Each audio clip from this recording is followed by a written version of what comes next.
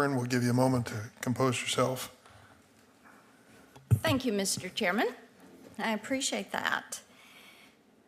Judge Kidd, I want to ask you about U.S. versus Rodriguez-Sanchez. You remember that case? Senator, the name does not ring a bell, but perhaps Okay. the facts might. All right, this was an illegal immigrant from Mexico, and you ordered him released from federal custody pending trial. And he had quite a criminal history. He had a series of charges, including resisting an officer with violence, 2 charges of domestic violence. He was deported by ICE in 2011, and then at some point, he illegally re-entered the country. Now, in deciding to release this illegal alien, you essentially determined that under the Bail Reform Act, he did not pose a danger to the community. Do you think that crimes of domestic violence are serious enough to impose a danger to the community?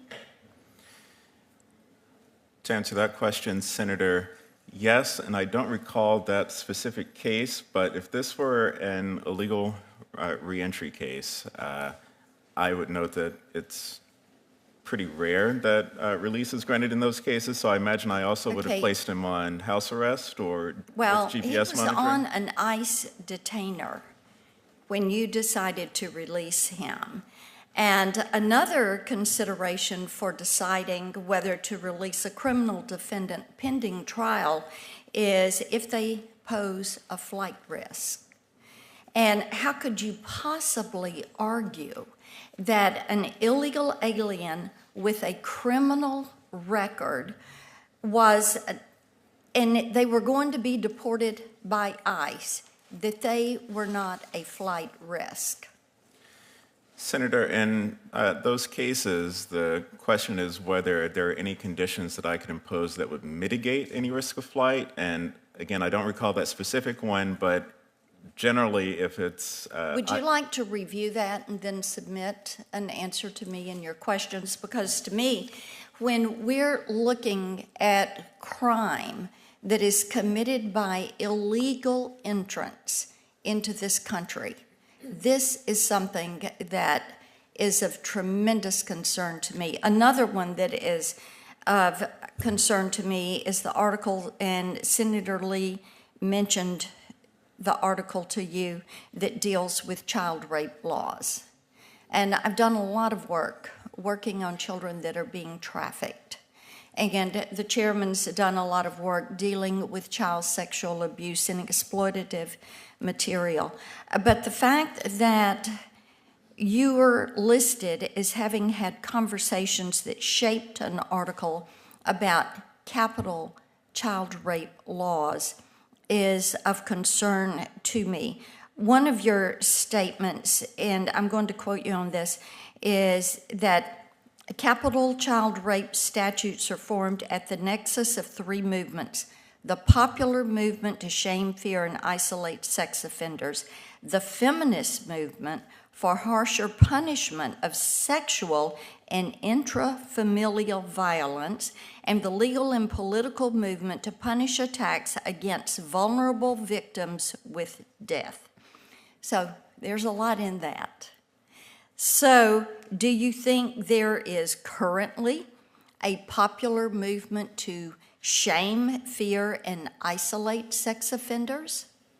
Senator, that was not my statement.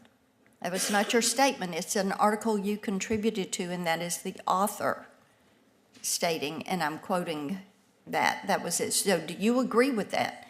Do you think that there is a popular movement to shame, to fear, to isolate sex offenders? Do you think sex offenders are criminals? Or do you see them as victims? Do you think that there is a feminist movement that is pushing for harsher penalties and punishments of sexual in intrafamilial violence?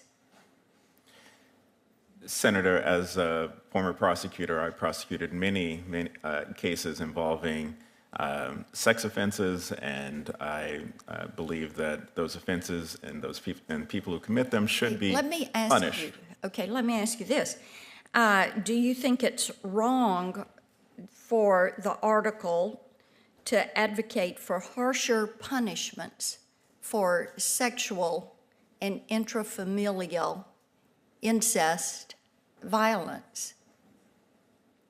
Do I think that it's wrong to advocate for harsher Right. punishment?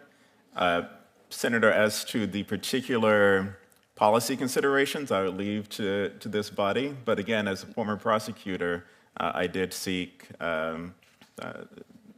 significant punishments for those who engaged in those offenses. Okay, why don't you pull your records and let us know how many conversations you had with the author that shaped the contents of the article. Thank you, Mr. Chairman. Would you like to clarify that, Judge Kidd? Because I understand your name was mentioned in a footnote to an article which you did